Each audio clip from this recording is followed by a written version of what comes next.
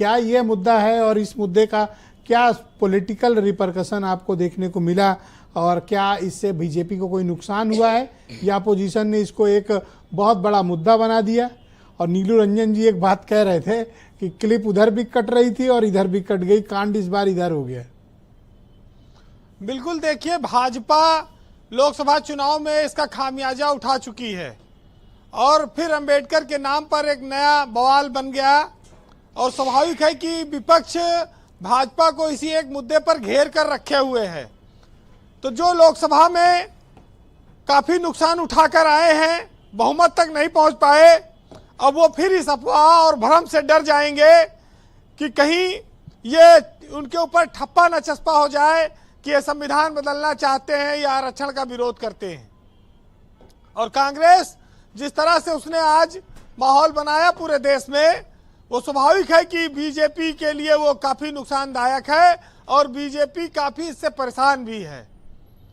लेकिन जब जब अंबेडकर की बात आती है तो एक बात आती है दिमाग में समानता की बात, जिसमें ऊंच नीच, अमीरी गरीबी, छोटा बड़ा सब बराबर की बात हो जाती है।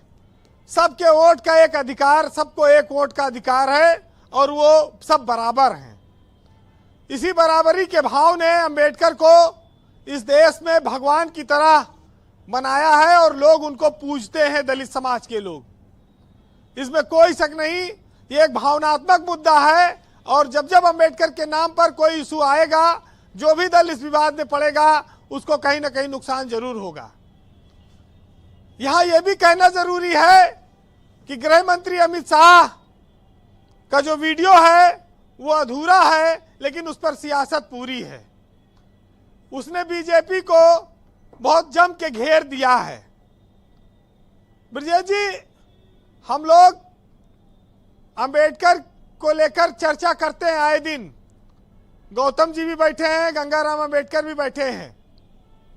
जब मायावती की सरकार 2007 में उत्तर प्रदेश में आई, उसके बाद से जो अंबेडकर के विचारों का प्रसार हुआ और उनका जो महत्व बढ़ा, उसको आप इस रूप से कह सकते हैं कि अंबेडकर प्रासंगिक पहले भी थे, लेकिन वो दलों की मजबूरी मायावती की सरकार आने के बाद बने, क्योंकि मायावती ने उनको दलितों का मसीहा और भगवान घोषित किया।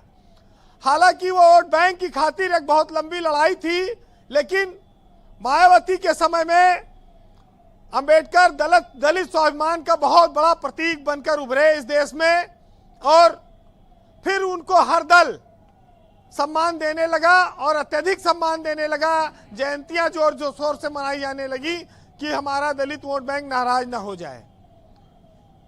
आज ये मुद्दा इसीलिए उछल रहा है कि दलित अंबेडकर को भगवान मानता है और उनके भगवान के ऊपर अगर कोई सवाल आएगा तो उसको, उस पार्टी को वोट का नुकसान हो जाएगा। और उसी नुकसान को भाजपा को पहुंचाने के लिए कांग्रेस इस मुद्दे को उठा रही है। आज आप इस बात को भी महसूस करेंगे कि मध्य प्रदेश के इंदौर में पैदा हुए अंबेडकर आज भारत की सियासत में, भारत के संविधान में, भारत के दबे कुचले और गरीब लोगों के बीच कितना महत्व रखते हैं। जिस आदमी ने छुआछूत का सामना किया हो, ऊंच नीच का सामना किया हो, उसने देश में आज उनके जाने के बाद उनके महत्व को लोगों ने समझा है और उनकी पूजा होती है। वैसे कांशीराम ये कहते थे कि कोई भी सरकार बने लेकिन बहुमत की सरकार नहीं बनने देना चाहिए।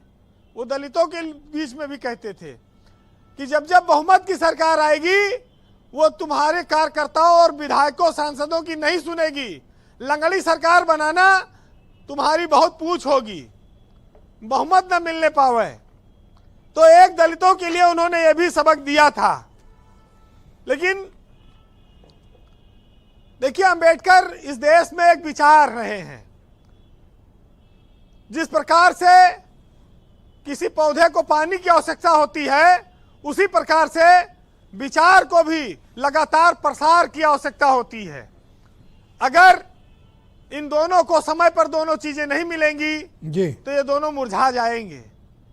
और इस देश में अंबेडकर के विचारों का प्रसार होना लगातार जारी रहना चाहिए। ये जरूर है कि राजनेता जब बोलते हैं तो आप ये कह सकते हैं कि मौन रहना एक साधना है और कहां पर क्या बोलना है ये एक कला है, और इस कला में कई बार लोग फेल हो जाते हैं और इसी वजह से ये बवंडर बनता है। वैसे आज अंबेडकर के लिए 4 लाइनें कहूंगा जो इस देश में, इस भारत की एक तस्वीर और झांकी पेश करते हैं। सुनिएगा कि जिंदगी को तसल्ली से अपनाया बहुत, इंसान ने इंसान को झुठलाया बहुत, और मानवता का भाव पैदा करना अभी बाकी है, और प्रेम के हम पुजारी हैं, यही भारत की झांकी है। और कर्म ही है जिसने मानव जग में ख्याति पाते हैं, और कर्मयोगी ही इस जग में सदा पूजे जाते हैं। बहुत शुक्रिया वीरेंद्र जी, आपका बहुत बहुत धन्यवाद। ग्राउंड जीरो से अपना फीडबैक, ओपिनियन और पॉलिटिकल